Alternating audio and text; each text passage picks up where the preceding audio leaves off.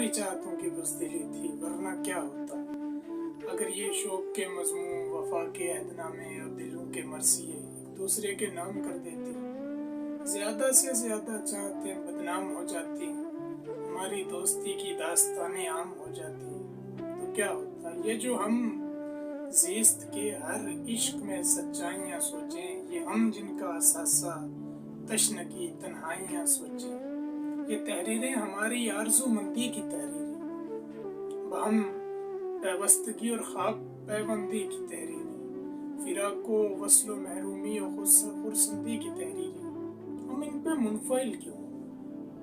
ये तहरीरें अगर एक दूसरे के नाम हो जाएं, तो इससे क्या हमारे फ़न के रसिया, शेर के मद्दाह हम पे तोहमतें धरते, हमारी हमदमी पर तंज करते, और ये बातें और ये अफ़वाहें किसी पीली निगारिश में हमेशा के लिए मरकूम हो जाती, हमारी हस्तियां मज़मूम हो जाती। नहीं, ऐसा नहीं होता।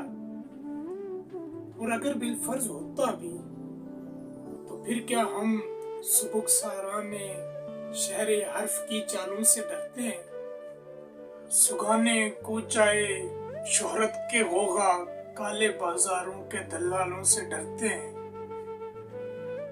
हमारे लफ्ज़ जज्बों की तरह सच्चे हैं, पाकीज़ा है, जिंदा है।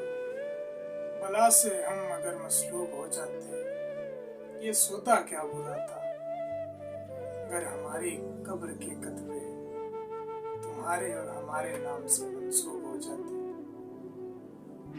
हमारी चाहतों की बुज़दिली थी, वरना क्या होता।